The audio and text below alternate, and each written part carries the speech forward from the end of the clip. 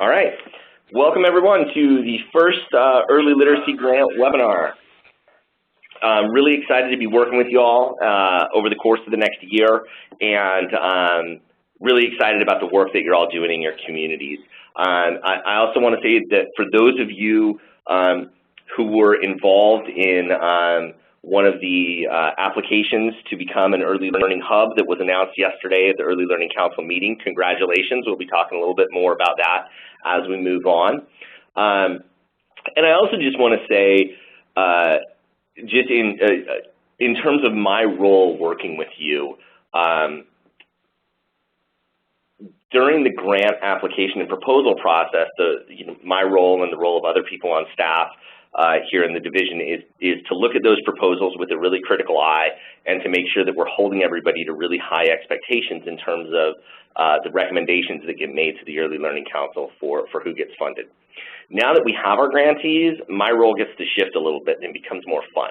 So the way that I see my role is supporting you to be successful however I can. So the goals that you've laid out in your grant application and your proposal, and the outcomes that are laid out for us in the statute and through the expectations of the council, my job is to help you all get where you want to go to support the kids and families in your community. And that's something that I'm excited about. That feels a little bit more fun to me. So, first and foremost, go Team USA.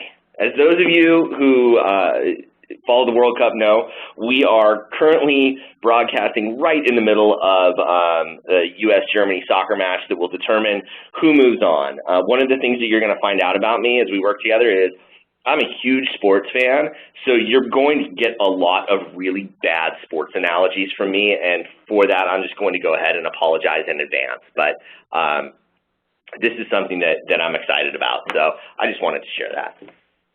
Second of all, I want to say, if anybody is having trouble seeing these slides, please go ahead and type it in the chat box or pipe up and let me know. I want to make sure that everybody's able to access what we're doing here. Okay, so down to a little bit of business here. So here are our objectives for today. What I'm hoping that we get out of this time together is that you'll have a sense of the technical assistance resources that are available to you as an early literacy grantee. I also want to spend some time sharing a couple reporting tools that we're going to be using. One is related to grant-related activities, and then the other one is a very simple budget reporting tool. And what we've tried to do with both of these is to make them as easy and as painless to use as possible, and still give us some of the information that we need that will help us demonstrate the impact of the grant program overall. This is also an opportunity to make some initial connections with other grantees, and part of what we're going to be doing is I'd like to hear from you about the types of information that you'd like to share with one another and how you want to be connecting across grant sites, or if that's something that's particularly valuable to you. And then finally, I want to spend some time towards the end having you provide some input into how we can best support your work. So one of the things that will come out of this webinar will be I'll be sending out a follow-up survey, and I'll be asking you for some information, but I'd like to get that discussion started today. So I recognize that these topics are not probably the most exciting thing that you're going to talk about in your day today, or the most exciting thing you're going to be doing as part of this grant. So before we get started, I wanted to share a little bit of inspiration. These are some images that I found just on Pinterest, actually. Some of them are fun, some of them are serious, but as I looked at these and kind of put them all together, I thought about, why are we doing this work, and why does early literacy matter so much, and who do we really need to be reaching, and things like that. So, this is just something that mostly just for fun, but it did get me kind of thinking, looking at these, about just how important it is, this work that we're doing together, and the work that you're doing with the children and families in your community. And I think the one that is, the thing that I see on this that is so powerful to me is the Frederick Douglass quote in the bottom left-hand corner, and just thinking about, the connection between children's early literacy experiences and what that means for their future opportunities in life, and it's really powerful. And I think that it's easy, particularly for somebody like me who spends a lot of time in a state office not working directly with children and families, to sometimes, you know, lose sight of the impact that the work has on individual children and individual families. But I think it's really important that, you know, we all, as we work together, keep that focus in mind. And I know that that's, you know, probably something that's a little bit easier for those of you who are working directly with children and families to do. So maybe, if anything, this is as much a reminder to myself. Anyways, just something fun to think about and to get us started off. I also wanted to give a little bit of just background information. Our group of 20 early literacy grantees is a mix of Round 1 early learning hubs, nonprofit organizations, libraries, school districts, and other providers of early learning services. So I know that each of you has a different level of, I guess, experience interacting with Oregon's new sort of early learning system at the state level. So I want to make sure that everybody is kind of on the same page at the highest level about how this grant fits in. So the Early Learning Council, as I'm sure many of you know, is the governor's appointed policymaking body that is tasked with overseeing the redesign of Oregon's early learning system. The council is the policymaking body that directs this grant fund, and for those of you that have had interactions with them, you know that they are a very engaged council. This is by no means, you know, a sort of typical rubber stamp commission. They ask a lot of questions. They have really high expectations, and they're really strong leaders for the work that's taking place in early learning in our state. And that's something that's really important for you all to keep in mind as grantees, and for me to keep in mind as the person who's working to support you, because they will ask questions and they will want to know, are we getting the return on investment that we are seeking to get with this grant? And that's going to impact how we work together. And that's ultimately a good thing. That creates, you know, that creates an environment of high expectations for the work that we do, which I think is totally appropriate. It just means we need to be aware of that and pay attention to that. As most of you know, I'm sure, the system is being organized around early learning hubs, which are essentially regional coordinating bodies that are responsible for delivering on outcomes in the early learning system and for facilitating cross-sector and cross-agency collaboration to support all children and families. We have had 2 rounds of early learning hubs. The first round, which was in the fall, the first 6 early learning hubs were created, and just yesterday another 8 early learning hubs were created across the state. So it's really exciting as we move to statewide coverage for early learning hubs. And for those of you who are less involved in the hub work, you will become more acquainted with that as time moves on. And the other really important background piece of information that I want to share is that the early learning system is being organized with 3 big outcomes in mind. The first one, children ready for kindergarten and reading on grade level by the end of 3rd grade, stable and attached families, and then finally systems coordinated, efficient, and cost effective.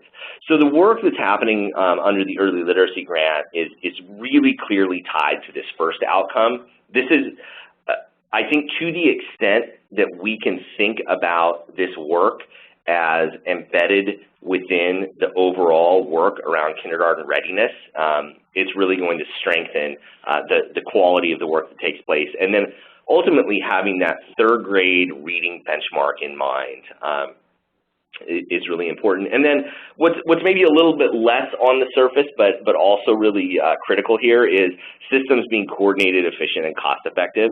One of the reasons that you all were selected as grantees under this grant is that you were able to demonstrate a sustainable cost structure, a high potential for return on investment, and a reasonable cost per child. Or in other words, the dollars that were being invested through this grant program were going to reach not only children and families who are high priorities for the Early Learning Council, but were able to do that in a way that was really efficient and cost effective. And that's something that's really, really important. So that's just sort of some high-level background, so we're kind of all on a similar page in terms of how this work fits in. I know that that is a lot of review for many of you. Before we get into real nuts and bolts about the technical assistance plan and the types of reporting tools that we're going to be using, I would love to pause for a moment and hear from folks about any early victories or success stories or things that have started to get the ball rolling in this very early part of the grant period. I know that, you know, this work is really just getting off the ground, but it's hard work. It takes a lot of patience and perseverance, and I think it's important that we celebrate success along the way. So I would love to hear from anybody that has something that they would like to share with the group, and hopefully more than one person. Hi, this is Heather with the Shoots. Hi, Heather. Yeah, hi. We're very early in the grant, having hardly, I mean, it's all going to kick off in mid-July, but we're doing a lot of the behind-the-scenes work. But what I want to recognize is that from the very beginning when we started working on this idea was the partnership that was offered from so many different agencies throughout the 3 counties we're working with. I mean, they just all were so excited about early literacy. They got it. They wanted to participate. They're eager, they're excited. So that was really heartwarming for me to see. They recognized the importance of early literacy, they recognized the role that the library plays in that, and they wanted to partner with this project. That's awesome. Thanks, Heather. This is Kathy from Umatilla-Morrow and Union counties. Ours are the learning picnics. One of our early successes is that one of the things we're doing is giving books to all of the kids that attend the learning picnics, and we got a $10,000 grant from Wild Horse Foundation to buy those. So nice. Congratulations. Thank you. And this coming Monday is our first training on pre-literacy skills, and we have so far 42 people signed up to attend. So it's all-day training, getting them into how to use the material. What's really excited is that we were able to get 16 of them are local child care providers that are coming to the training. So we're pretty happy that we have so many child care providers that are going to. That's really great, Kathy. That's good stuff. And we've got 6 learning picnics scheduled starting July 8th. 1 in Union County, 3 in Umatilla County, 4 in Umatilla County, and 1 in Morrow County. So we're ready to go. Great. I hope to have the chance to participate in one of the learning picnics. Those sound like a lot of fun. They are. Who else? The learning picnics are based on the Hawaii model. This is Sam from Portland State University. Hi, Sam. How you doing? Can you hear? Yep. Doing well. I gave a talk in Austin, Texas yesterday and shared a lot of the videos that we're gathering for our online training we're creating to serve children with communication disabilities. And when we asked the group, they got so excited about the availability of something online, and that they worked with a lot of folks in early childhood who don't necessarily have time or can't get substitute teachers. And so that was an exciting moment to realize how people are going to appreciate that. Yeah, absolutely. For those that don't know, and I imagine that's probably the majority of you, because we haven't done a lot of sort of cross-project sharing yet. Sam and his team at Portland State are through the Early Literacy Grant going to be putting together an online training platform, basically, for parents and providers who work with children who have significant communication disabilities. It will be available across the state. It reaches a group of children that I think have not necessarily gotten as much attention as some of the other high needs groups of children that we also need to be reaching, and it's something that that our whole state's going to benefit from, and we'll definitely make sure to share information with you all as this rolls out, so that you can make the most use of it. But it's a really exciting project that I think really complements a lot of the other work that's happening throughout the state. We're excited to collaborate, and we're going to send out some invitations for a number of focus groups around the topic coming up for July. Great. Thanks, Sam. Let me know how I can be helpful in terms of facilitating communication and things like that. Terrific. Thank you. Brett, this is Lori from Madison County. We were working really hard to get all this put together through May, and currently we have over 200 children registered for our Learning by Mail program, and the first packet has been sent out. Lots of interest in that. I wanted to echo what one of the other ladies said about the excitement in the community about this project. Everybody wants to be a part of it. We've got books and activities in about 6 different waiting rooms, doctors, DHS, Lifeways, offices, so that parents can work with kids while they're waiting and read to them. And we also have the doctors giving away books now to all the children in Well Child Tech.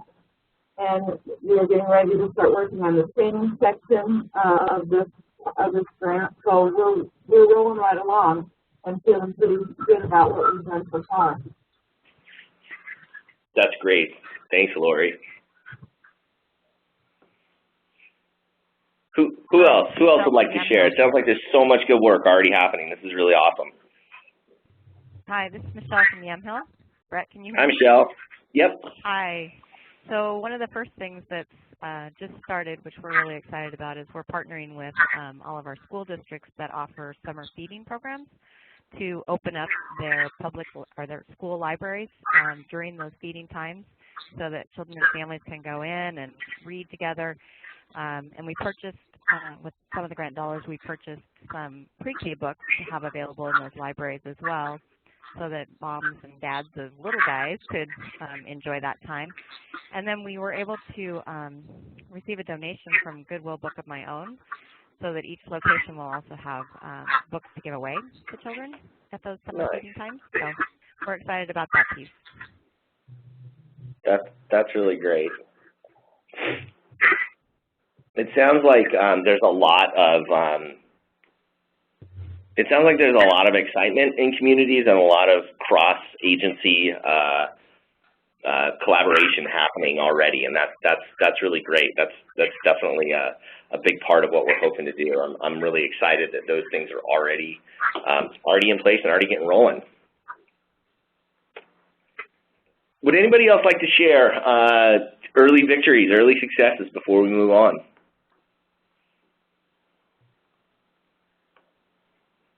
Okay. Well, thank you for those who did share. That's really exciting, and I know that, you know, for those who didn't feel like chiming in there, I know that there are good things in the works in other places as well. That's fun to hear about, and I can't wait to learn more. I know, just before we move on here, I know that one of the things that has been a challenge for some of you in terms of getting up and getting rolling is being able to access your dollars through the electronic grant management system. And for that, I apologize that has taken so long, and I appreciate your patience with that process. I have been told that everybody should have access to their grant funds at this time. If you do not, or if you have trouble accessing EGMs, or if you are running into any sort of, you know, operational barriers, please let me know. I probably won't have the answer in a single phone call, but I want to do everything I can to help, you know, remove those types of barriers from getting in your way. So please don't hesitate to contact me if you're running into challenges like that. All right. Oh my goodness, this is tiny. So this is a screenshot of the technical assistance plan that I sent out to you all a few weeks back, and just wanted to go over pretty quickly the way that I've structured and the way that I'm thinking about how I can support the work that you're doing. I've organized this into two types of technical assistance or support. The first are universal support, so those are the things that are available to everybody kind of in large groups. The first couple are I'll be making sure to send out an email to the whole cohort once a month, probably first week of the month, and that'll just be an opportunity to provide some operational updates, remind you of key upcoming dates and things like that. I also want to use those emails as a chance to highlight some of the successes and some of the great things that are happening. So with that in mind, as your work unfolds, please email me or, vignettes, pictures if you have permission to share pictures, whatever you, feel good about and want to share.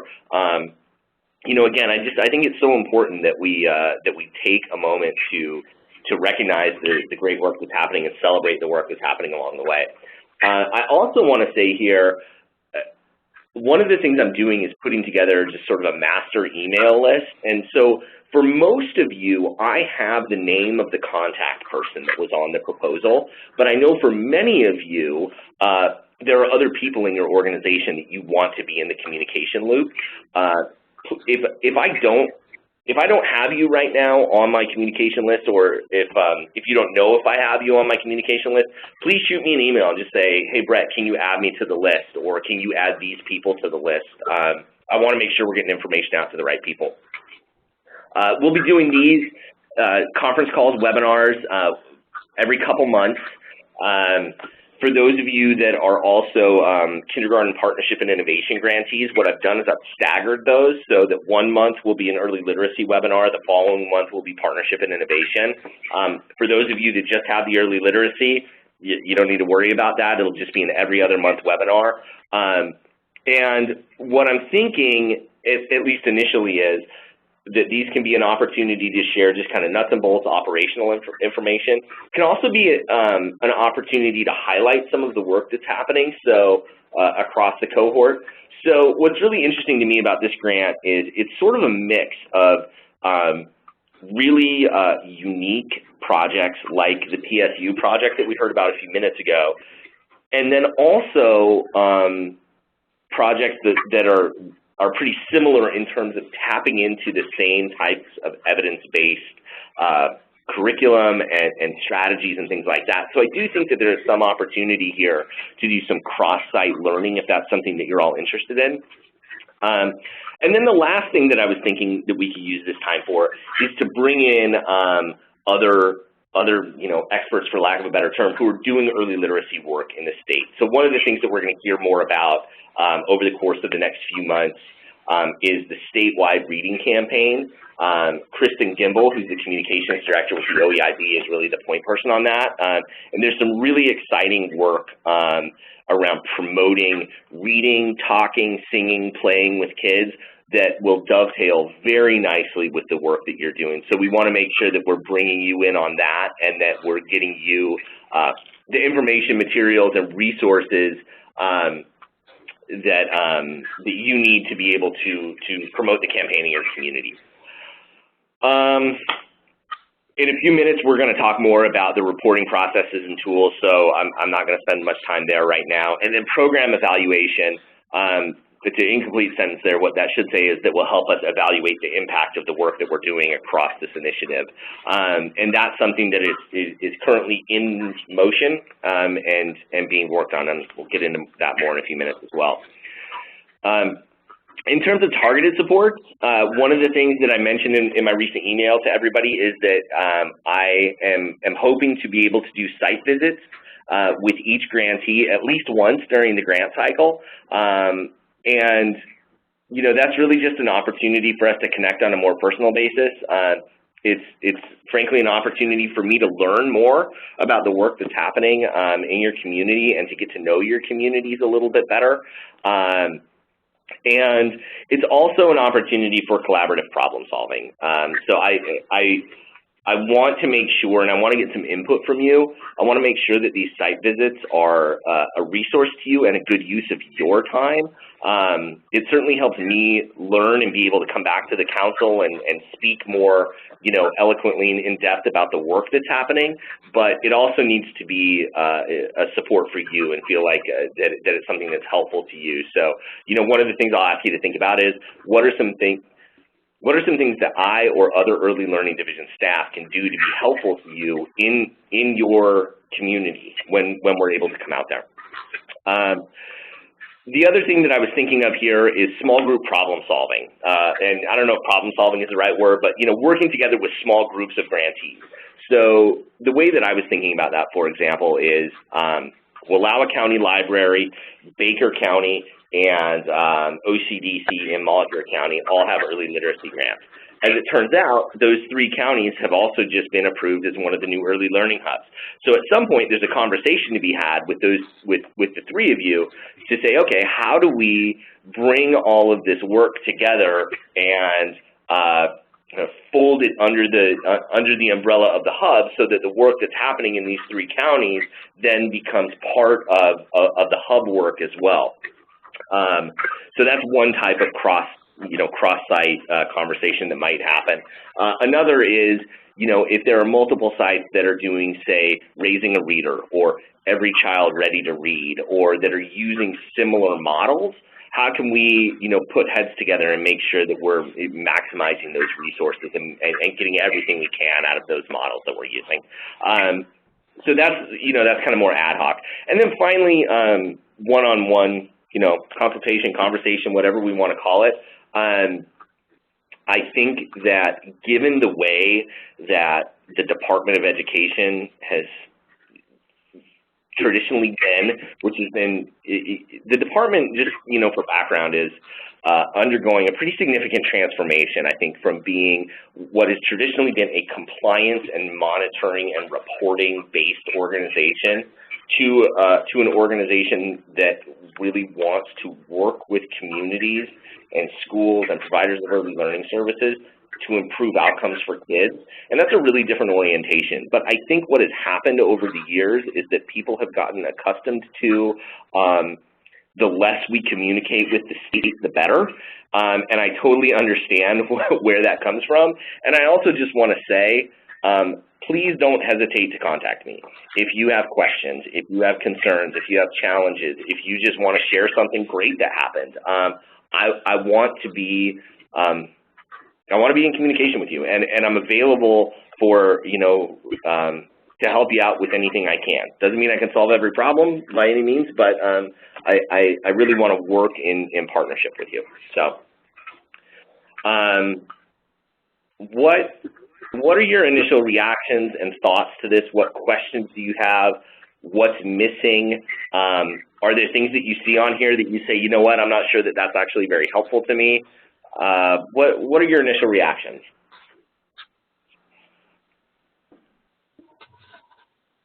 Brett, this is Kathy. Hi, Kathy. One question that I have that I've never gotten a copy of is, you mentioned that there were 20 early literacy grants, and I've never seen where they are and what they're doing. So that would be helpful. Okay, great. So one question I have about that, Kathy, and others, is how much information would you like? Do you just want to know where the grantees are and what they're doing? Do you want each other's contact information so that you can reach out to each other if necessary? What's the most helpful thing there? I think what you just described, so that we can see who's doing something similar or something that sparks an idea that, boy, what is that? We see if we can work that in. So contact information, where, and kind of a brief, just what they are.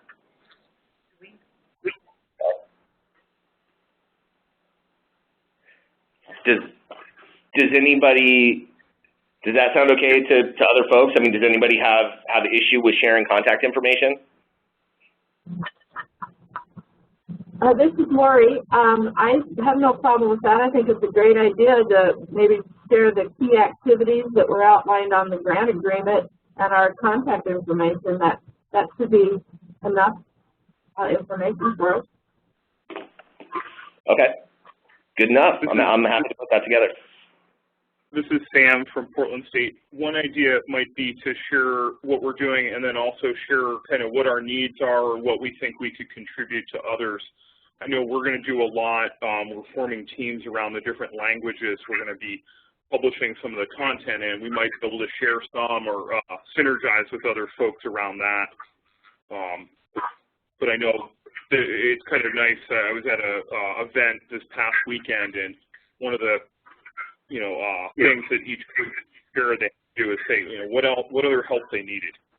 That could be a nice thing to keep doing. Okay, awesome. That's a great suggestion. Okay, great. Well, other thoughts or questions about what you see here or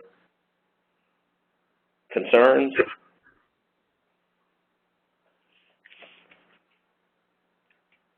Okay. In that case, I'll follow up on these suggestions, and as we go, if there are other supports that you feel like would be beneficial to either you and your partners in your community or to the grantee cohort as a whole, please just let me know. Okay, so I want to move us into a conversation about how we track grant-related activities and how we measure success. This is going to be really important. We obviously don't have a long time horizon here. As you all know, the legislature will be back in session in January. And as you all know, the Early Learning Council has high expectations for the work that it supports. So one of the things that's going to be really critical is building in collecting data, tracking our work, and doing a level of program evaluation along the way. And one of the things that I would just really encourage you to think about is, I know that there is always so much work happening that type of work can feel like an add-on or feel like an extra burden. What I'm going to do on my end is do everything I can to make it simple and easy for you as possible. And I would encourage you to just get in the mindset, if you're not already there, of thinking about how data collection and evaluation just become embedded in the work that you're already doing, as opposed to an extra or an add-on. It's really important here.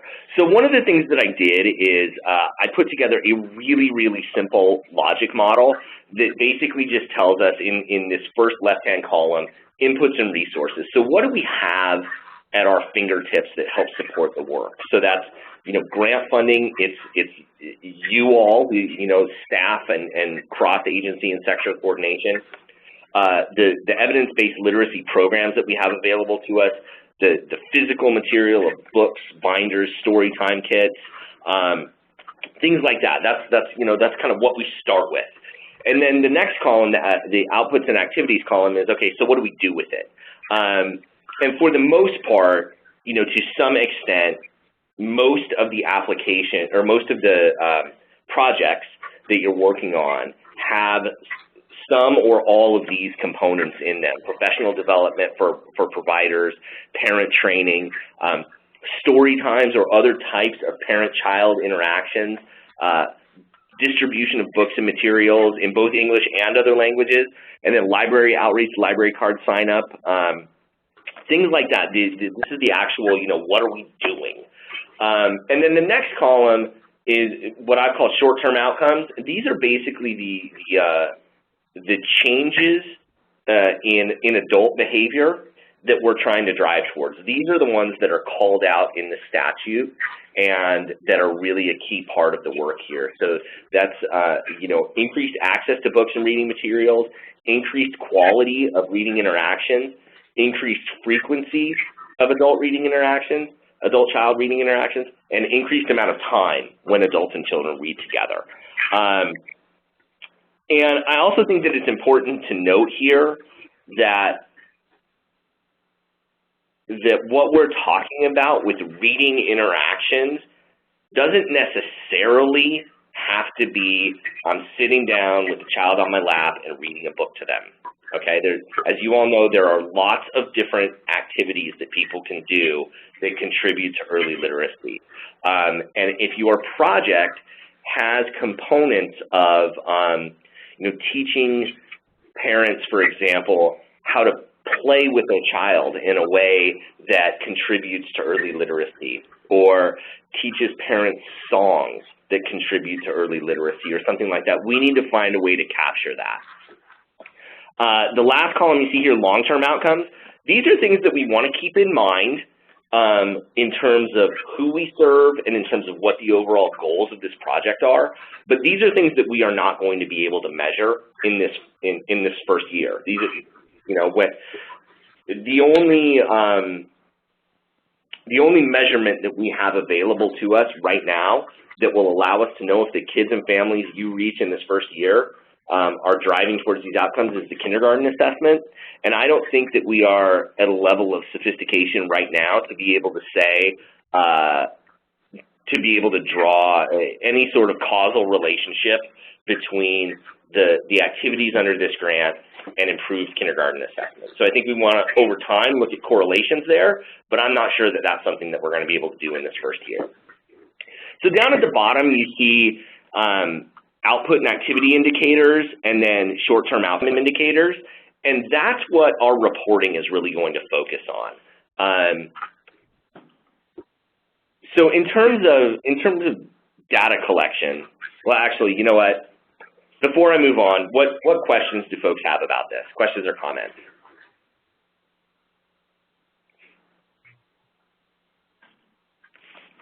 Okay, and I'll move on. Some things to think about with data collection. It's going to be important that we capture both quantitative and qualitative information, and the stories of how your work impacts the lives of families and children are really important to capture. I don't have a lot of experience working with legislators. What I have been told time and again is that a story about how our work impacts the lives of families in a legislator's home community or district that they represent can actually be a lot more powerful than all the research and all the data that we can put in front of them. And that's, partly a reality of making the work personal for them, and it's partly a reality of, they have so many things that come in front of them that, and so many competing interests that those that are able to make a personal connection are the ones that are going to be able to be particularly meaningful to them. It's also important that we capture demographic information.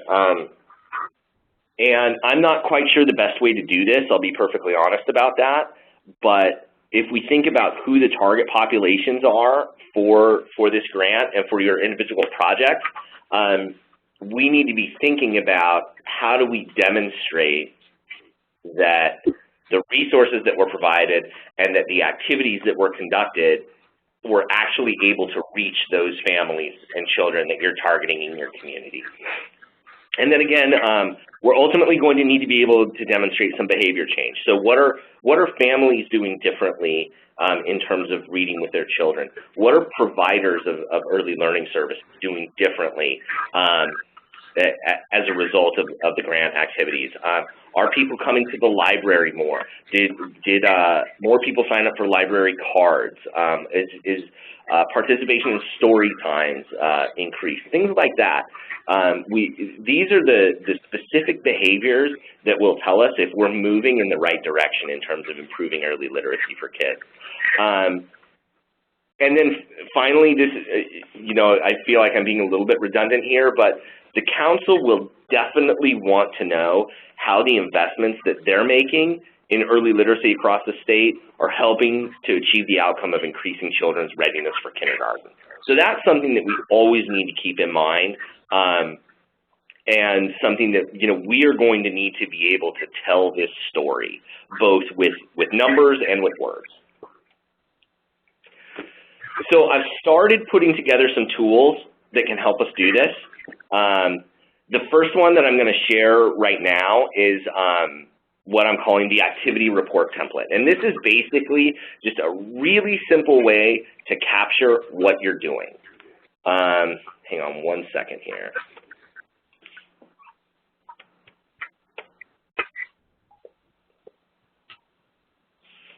Okay.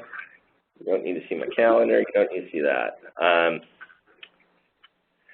So what this grant activity report looks like is just a really simple Google form that I'll send out to you at certain intervals during the grant cycle.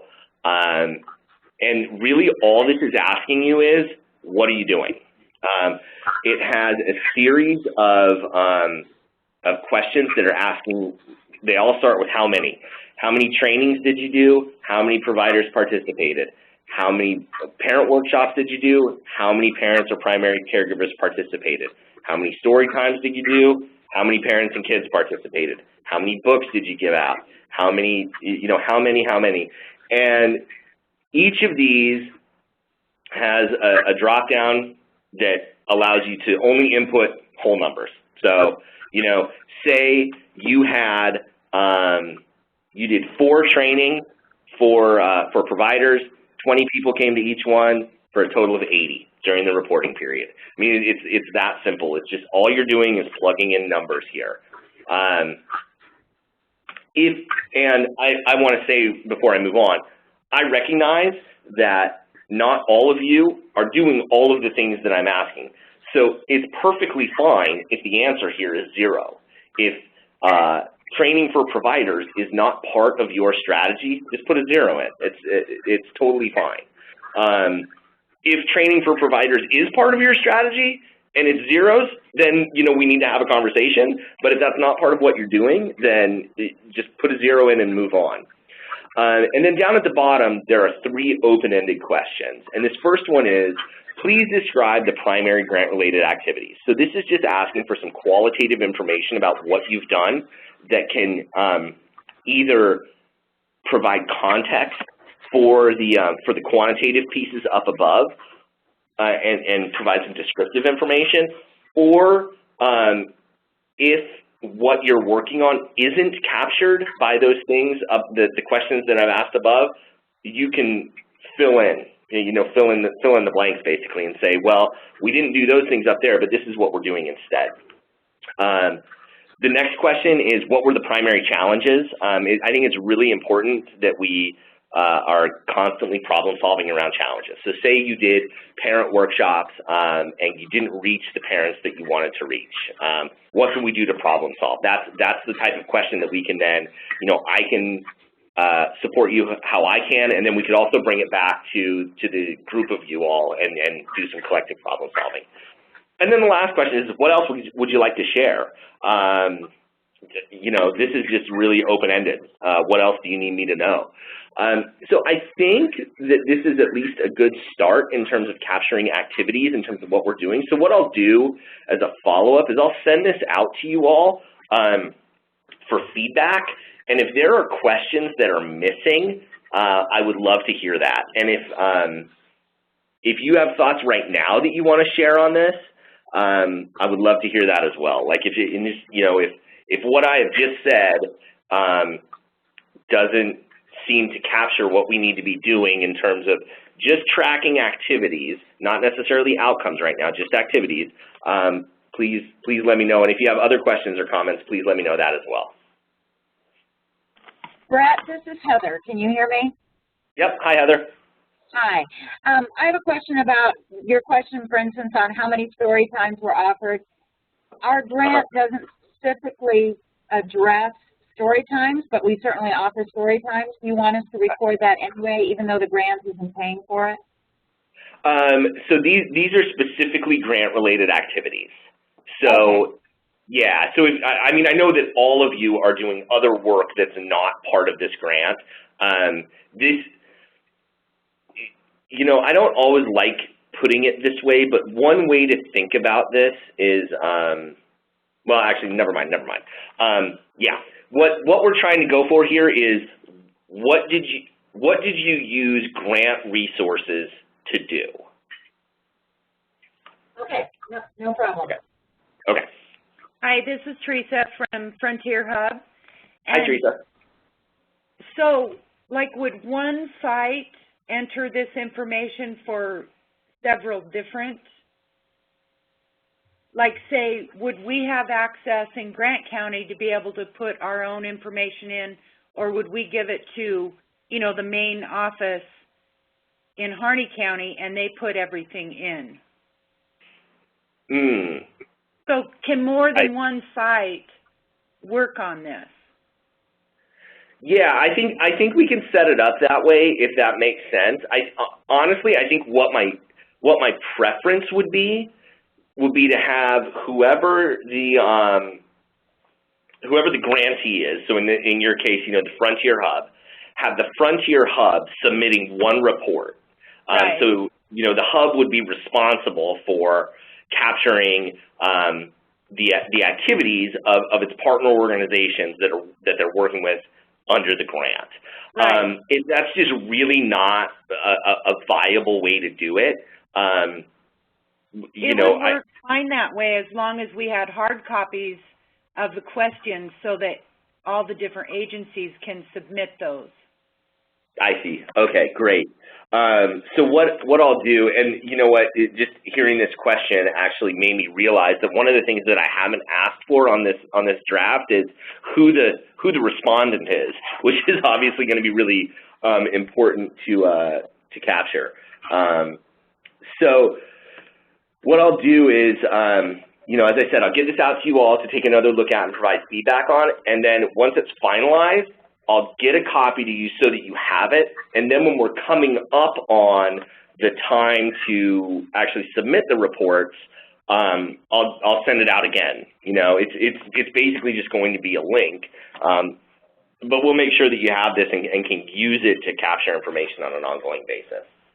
Okay. Brett, this is Pooja from Multnomah. Can you hear me? Hi, Pooja. Okay, great. So is this the report that would be the interim report and the mid-cycle report, or will the mid-cycle report be different? So that's a great question,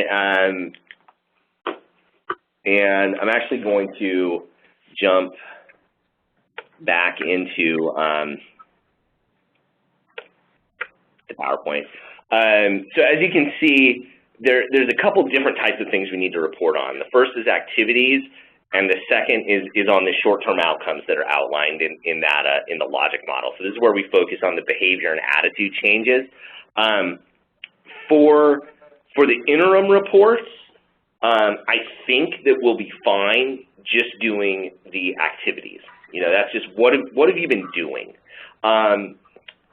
For the mid-cycle report, that's, you know, when we'll be making a more formal report back to the Early Learning Council. That's going to need to be a combination of activities and outcomes. And I know that that's early to be thinking about outcomes, but that's just kind of the reality of it. I'm going to jump ahead one slide and then jump back to this one so that we could look at the timeline here. So this is the reporting timeline. So the first interim report will be due in mid-August. So even if you are just now kind of getting started with your grant activities, that still gives you, you know, a solid 6 weeks to be doing something. And really the purpose of this first report is just to get a sense of where people are and is the ball rolling, and if so, great, and if not, what can we do to help get the ball rolling? The second interim report, and I know this comes up fairly quickly, October 3rd, this grant is part of a larger package of 75 strategic investments that flow through the Department of Education. And the department will be making a legislative report at the end of October about all 75 of these investments. So we need to be able to provide some very up-to-date information in early October so that the folks who are working on this can begin pulling that report for the legislature together. At that point, I am thinking that will just be an activity report, but it's possible that they may want to know more. So that's why I've set October 3rd, because what we can do is I can submit that aggregate report on October, shortly after October 3rd, and then if they need more information, that gives us a window of time to then work together to say, okay, what other types of information can we provide? And as that date gets closer and as I know more about what the expectations are for that one, I will certainly share that information with you. So for now, what I would say is the mid-cycle report in January and then the final report that's due, a few weeks after the grant cycle ends, those are the ones where we really want to be thinking about capturing outcomes, behavior change type outcomes, in addition to the activities. Does that answer your question? Yes, thanks. So in terms of capturing the short-term outcomes, one of the conversations I've had many conversations actually with some of the evaluation folks in the Department of Education. This is where we're going to probably need to be relying pretty heavily on parent and provider self-reports. So the essential question here is, what are you doing differently in terms of reading with children or having children have access to early literacy materials or whatever it is you're trying to accomplish as a result of participating in these grant-related activities. And the frequency of when you want to capture that information is going to vary depending on your early literacy strategy. So, for example, you heard Kathy mention the learning picnics that they'll be doing. If I remember correctly, Kathy, those happen on a 6-week cycle. So for that particular strategy, it's going to make a lot of sense to capture that type of information from parents and whoever else participates at the end of that 6-week cycle. For others, you may be working on a strategy that works with a specific group of people over the course of 3 months or over the course of the entire grant period. So when you choose to do those types of more qualitative information captures are really going to be strategy dependent, and that's something that I'm happy to sit down and work with you on to sort of map out a plan based on your individual strategy. And I think probably the way that looks is some combination of survey questionnaires and potentially even some interviews, which are obviously more time intensive. And I would say those are probably more appropriate for those of you that are investing in strategies that are working with smaller groups of children and families over a longer period of time.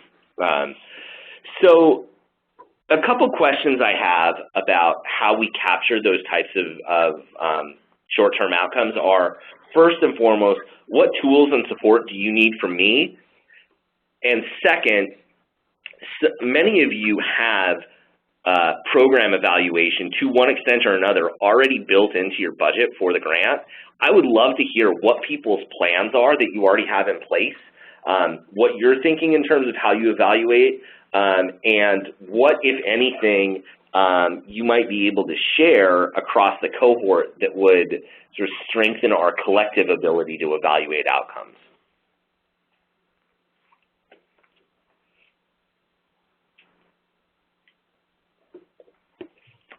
Brett, this is Kathy.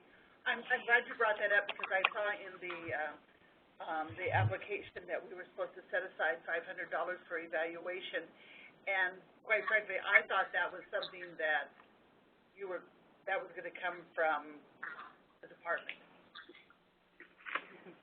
So, okay. I guess I need more information on what the set aside for evaluation was. Okay.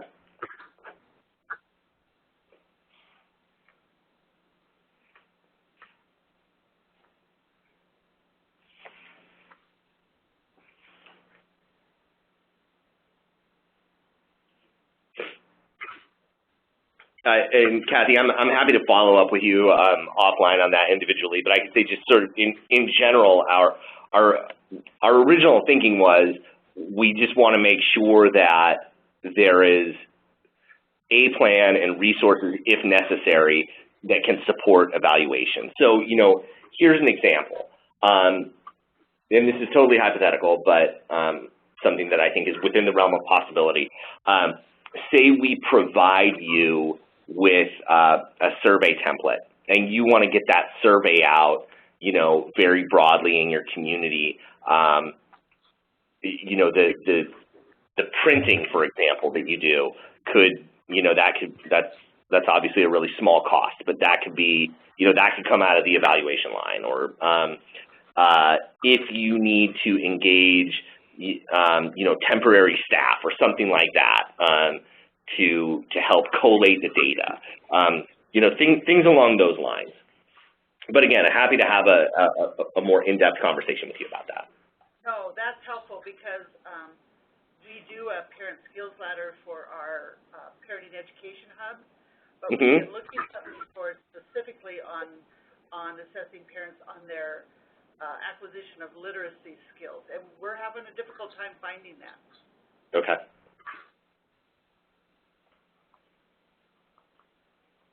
What are other people's thoughts and questions?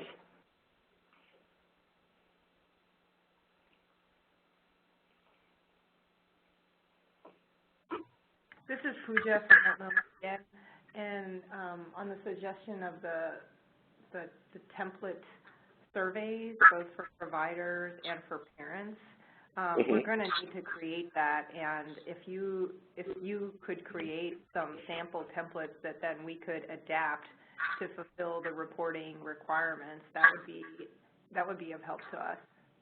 Okay.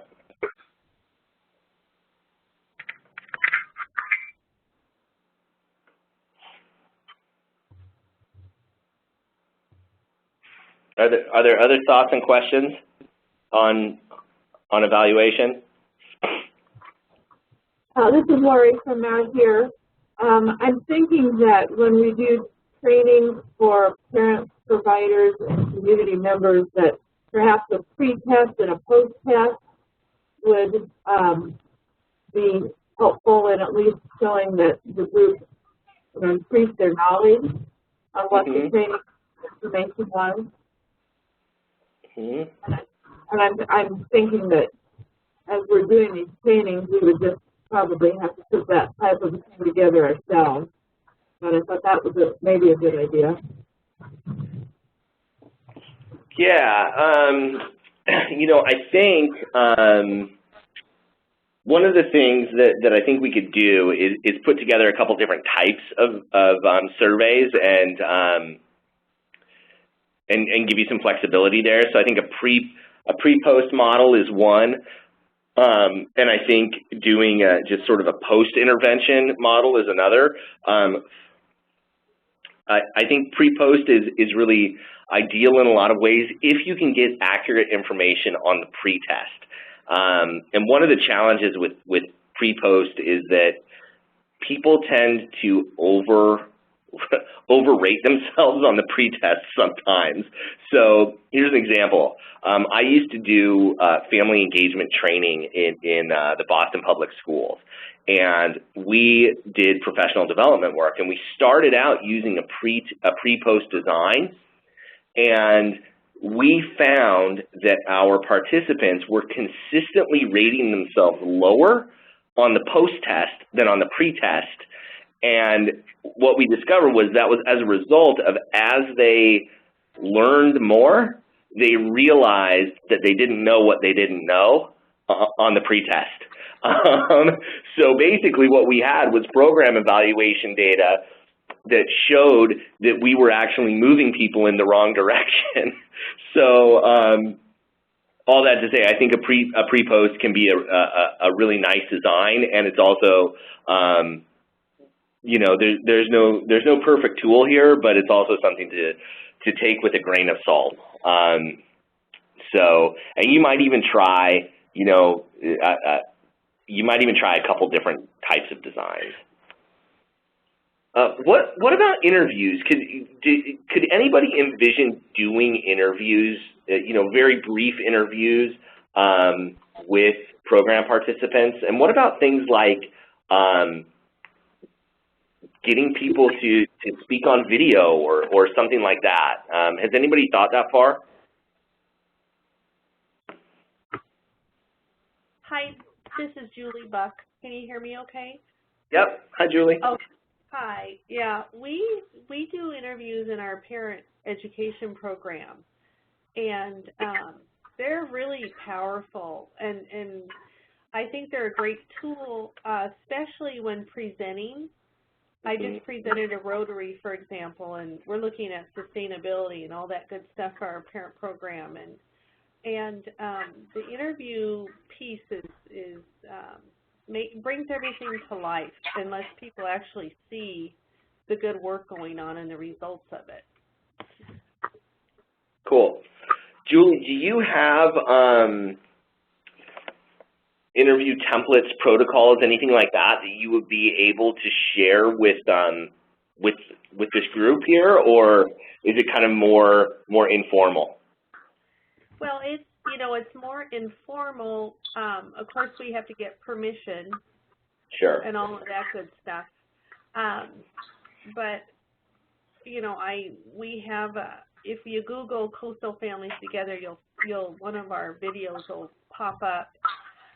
It's been a great partnership with our AmeriCorps members, letting them kind of take the lead on some of these aspects. And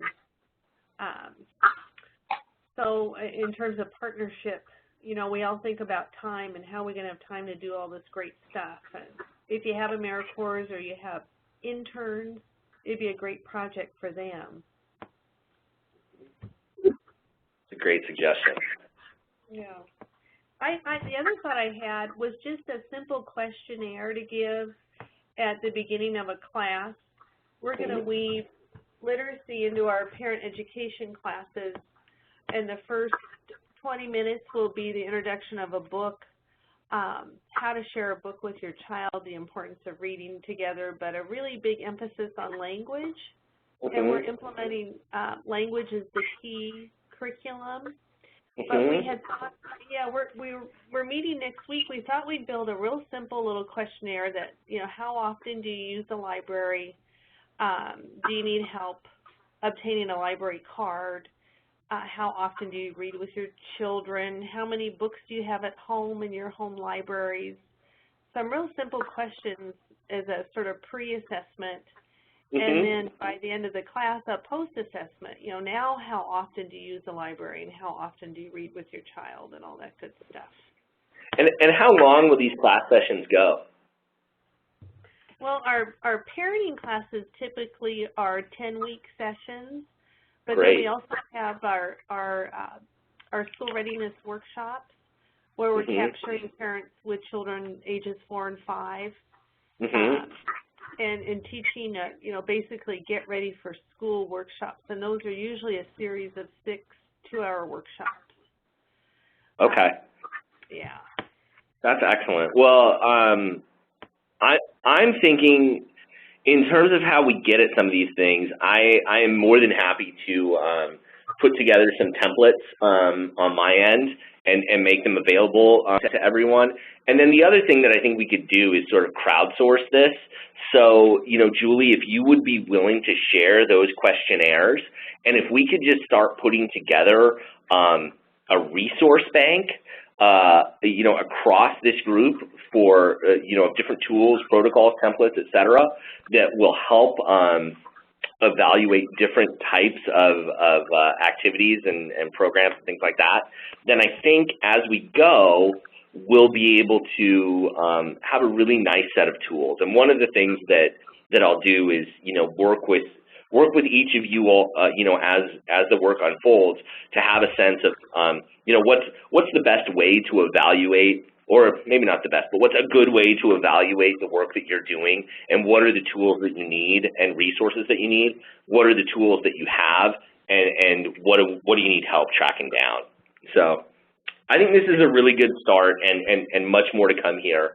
I do want to be aware of time. We have a little bit more than 20 minutes left and still some things to get through, so I'm going to move us on, but just know more to come here. So we've already looked at that.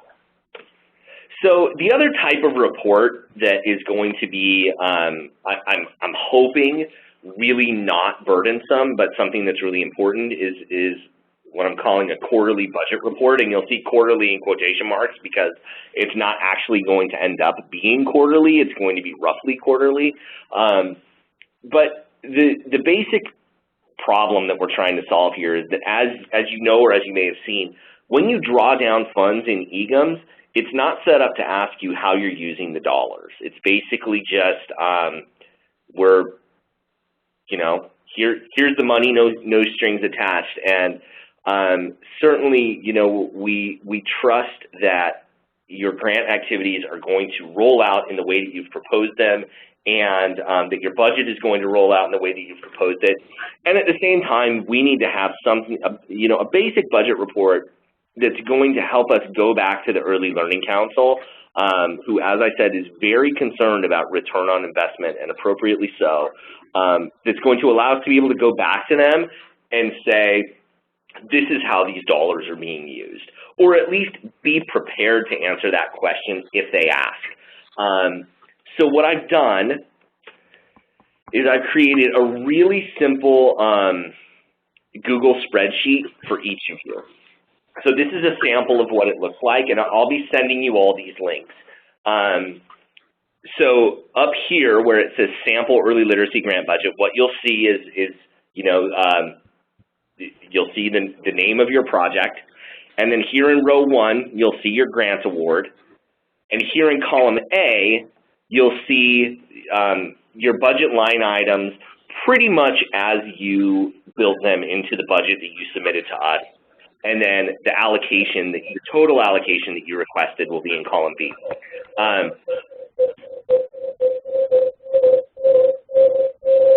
It sounds like I'm getting maybe a little bit of feedback right now, so if you're not on mute, thank you. I know that when we asked for proposals, we asked you to differentiate between year 1 and year 2 expenditures. For the purposes of this report, all you're going to see is the total line item. And then how this will work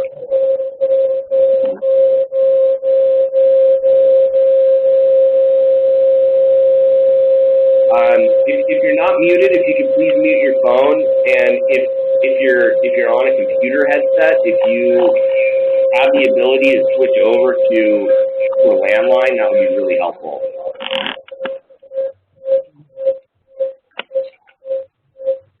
Shoot. Okay. Thanks. So basically the way that this works is you can see that each month of the grant period is here in row 3. And basically the way that this is designed to work is that when you go in and draw down funds from EGIMS, that this gives you a way to communicate to us if, say, you draw down $10,000 of your $50,000, how that $10,000 is being allocated. So, for example, if, tomorrow you go in and said, I'm going to draw down $2,500 against this $20,000 in staff salary, $1,000 in benefits, we need $2,000 for some PD we have coming up, we need another $2,500 for our family engagement work, $2,500, sorry, and we know that we need $2,000 in books. So you've drawn down, as you can see here, a total of $10,000, and that's all EGIMS is going to ask you. It's just going to say, you need $10,000, here's $10,000. All we're asking you to do here is just put in the numbers of how that $10,000 is being, how you envision that $10,000 being allocated. And if you scroll across, these two columns here will tell you how much you've spent against each line item and what the remaining balance is, and how much you spent total and what your total remaining balance is. So all you need to do is just put the numbers in when you draw down the funds. And this will automatically, because this comes from my Google account and you have the link, you don't even need to email it to me. I'll be able to see it. All you need to do is just do the updates. There are a few dates here that you see in red, so this is why quarterly is in quotation marks, because this is not exactly quarterly. But these are the dates that I have in mind by which I am going to ask that this report be filled out. So if you are drawing down funds from EGMS monthly, you can go ahead and fill out a column each time you do a drawdown. If you're drawing down funds quarterly, you can just do it, you know, in the red columns, or some combination of both. You don't necessarily have to fill this out right when you draw down from EGMS, but the columns that I've highlighted in red here are the times that I'm going to go in and check and make sure that we have some type of basic accounting of how grant funds are being used. So again, I'll send you your link. Everybody, unlike the activity report where everybody will have the same link, with this one you're going to have an individual link, and all you need to do is put the numbers in, and that's it. And this, you know, lets me know that you're drawing down funds. You know, if we get to December 31st and, you know, you've only drawn down $10,000 of $50,000, that's a signal to me that, you know, we probably need to have a conversation and say, it seems like things may not be moving forward as quickly as we thought they might. How can we work together around that? So what questions do folks have about this one?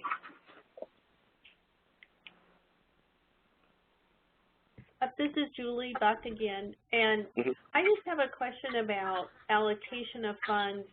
In the letter we received from Rhonda Nelson, there were specific amounts that were allowed in each category. Family resources, for example, I have $6,944.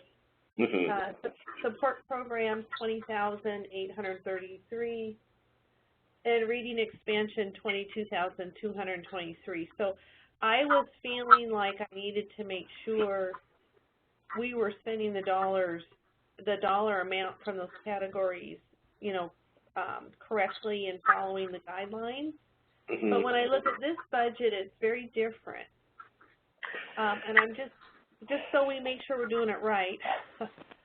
It's a really good question, Julie. Okay. What Julie's referring to is that this grant fund actually comes from 3 different sources, and each of the 3 sources has a specific things that happen under it. The reason we combined it into one grant and one RFP is there's a couple reasons behind it. The first is in the fall we were hearing from the field, you guys are putting out too many RFPs, we can't keep up, and too many of them are for really small dollar amounts. Like, we don't want to see an RFP where the total grant fund is $250,000. That's not worth our time, and particularly in small communities where school districts and providers of early learning services don't necessarily have a grant writer on staff, where it's just, you know, the person who does everything else also has to write the grant. So part of it was trying to be responsive to that. And then the other part of it is, if you look at what each of the 3 funding streams is designed to do, there's so much overlap and there's so much interconnection between the activities in those funding streams that, you know, it made a lot of sense to combine them. So I would say for my purposes, I'm not that concerned about those 3 funding streams. You're right, Julie, that we do need to be able to say with confidence if, for example, the legislature were to ask us, how do you know that dollars under this funding stream were spent on those activities? But I'm not particularly concerned that that question is going to come up. And I'm also not particularly concerned that if it does come up that we're going to have a hard time answering it, just because of what the nature of those activities is. And again, I wanted to create something here for you that was going to be really simple and manageable, really not trying to burden you. I've really created this more with the Early Learning Council in mind, and being able to go back and have that return on investment conversation if it comes up, which I imagine it will, so that, you know, we can say with confidence, these were the proposals that were originally funded. Part of the reason that they were originally funded was because they were cost effective and dollars were going, you know, to families and kids, and reaching lots of kids and families, and just to be able to make sure that we are accountable to be able to answer that question more so than the question of the 3 separate funding streams. That said, if you want to do that type of accounting on your own end, I think, you know, that makes a lot of sense. And then the other thing I'll say here is, if you look at that letter from Rhonda and you say, you know what we're doing doesn't really fit with one of these funding streams, please let me know, and that's something that we can problem solve, because we can move some money around. I mean, we have some flexibility here. I really don't want that to be a barrier, but I think for our purposes, for just the communication between you all and me and how we communicate back to the Early Learning Council, I don't think we need to be that concerned with those 3 funding streams. Okay, thank you.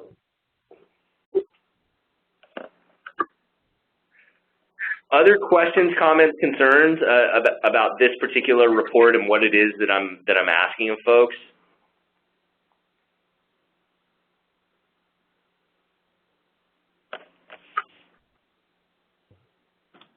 Okay. Then let's go ahead and move on. The last thing I'll say about budget is, if you need to make significant changes to your budget, please just let me know. That's a conversation that we could have.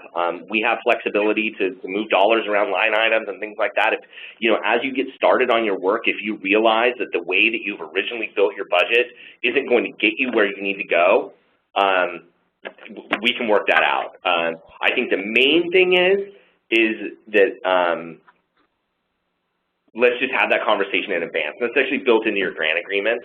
I think it would be probably a pretty easy conversation to have. I think that where we don't want to be is a situation, you know, 6 months down the road where we're reporting back to the council and they raise the question of, you know, well, this grantee said they were going to do this with their budget, but then they're actually doing something very different. I don't anticipate that, you know, we'll get into that level of detail with the questions that they ask of us, but if they do, I want to be prepared to answer this question. So that's all. Okay. Actually, before we get to this, I want to talk a little bit about next steps. As I mentioned earlier, just as of yesterday, we have a whole new cohort of early learning hubs that are going to be getting up and running across the state. So we're moving from 6 early learning hubs to 8 early learning hubs. What that means is that for some of you, we'll need to have the conversation about how do we take your early literacy grant work and make sure that it is aligned with and well coordinated with the hub. And it also means that we're going to be adding some more people to this group of early literacy grantees. As you may remember, when you were granted your early literacy funds, the Early Learning Council held back some of those dollars, anticipating the new hubs coming online. So our numbers are going to be growing, which is exciting. As I mentioned, I will be sending out to you the reporting links, the grantee survey. I'll also send as a follow-up for anybody that doesn't have it, the logic model that I shared and the TA plan. I will be moving into a phase of developing these data collection tools, surveys, things like that. And, you know, again, for any of you that have those types of questionnaires or anything like that you want to share, please go ahead and send those to me, and I'll make sure they get out to the group. I think we've already answered the question, how much do you want to know about each other? And then the last thing is just I do just want to touch on this statewide reading campaign again. You may have seen recently that there was an article in the New York Times where the American Pediatric Society, I believe, has formally endorsed doctors talking to families about reading with their kids, which seems like a no-brainer to me, but it's actually, some people don't like that. And then Betsy Hammond in the Oregonian yesterday followed up with an article about the messages that we're getting out at the state level about reading. And if you've seen that article, what she was talking about was this statewide reading campaign that we'll be launching later this summer and really more formally in the fall. And I do just want to say that some of the information in that article is not really accurate. The information that Betsy conveys in this article is that we are not promoting reading at the state level, but are instead promoting talking, reading, and singing and playing with children. Our message in this campaign will be all of the above. We want you to be reading with kids. We also want you to be talking to them, playing with them, singing with them, all of these things. And I think that the campaign is going to be something that's going to be able to provide you with some concrete messaging supports in your community. So it's really exciting. But I just want to say, if you saw that article, just know that it's kind of right, but kind of not. And again, happy to have follow-up conversations there if anybody wants. So that's what I have as far as next steps. What are your questions, remaining questions, unanswered questions before we wrap up?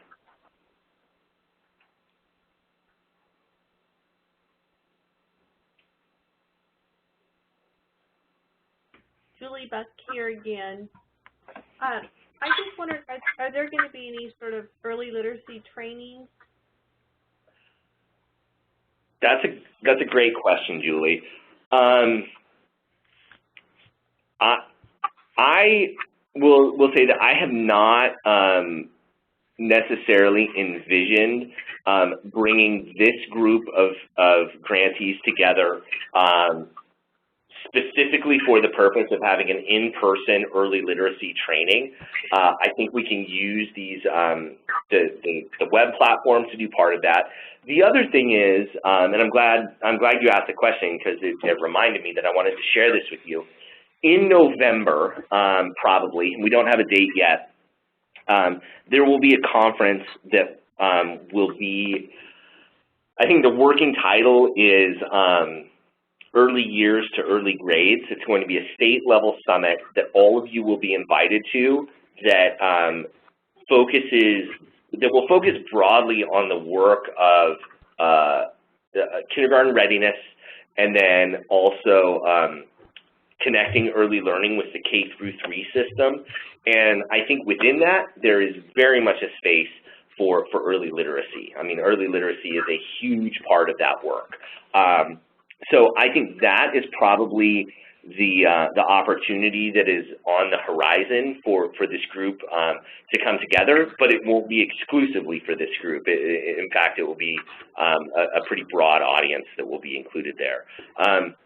One of the things that I'll put in the survey that I'll send out to you all is, the extent to which there's interest in pulling together some type of in-person learning opportunity just for this cohort of grantees. And if that's something that people feel strongly about and are excited about, then that's something that we can work towards.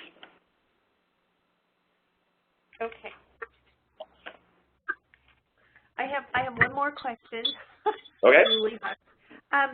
Can we, with this grant, is it okay to incorporate math literacy and social emotional literacy, or should we be sticking primarily to language reading literacy? I do think it's okay to incorporate. I think the question that you need to ask yourself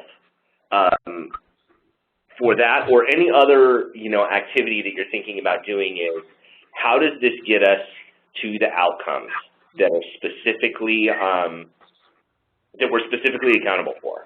And those outcomes are in your grants agreement. There's the things that are highlighted in the logic model that I shared, and that all of our data collection and program evaluation work will be geared toward answering those questions. So if you are able to draw a connection between math literacy and children's social emotional development and how those drive towards the specific outcomes that are part of this grant, then by all means. And, you know, frankly, I don't think that that is a super hard case to make or hard sell.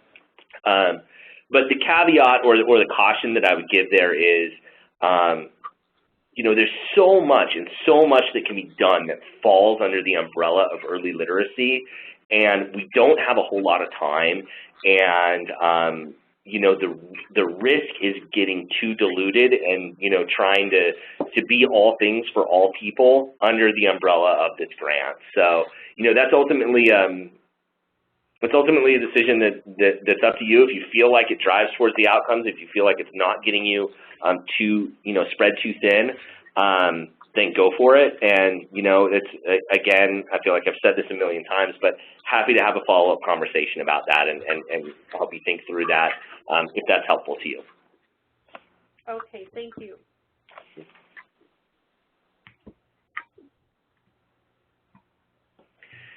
Well, are there any other questions before we wrap up?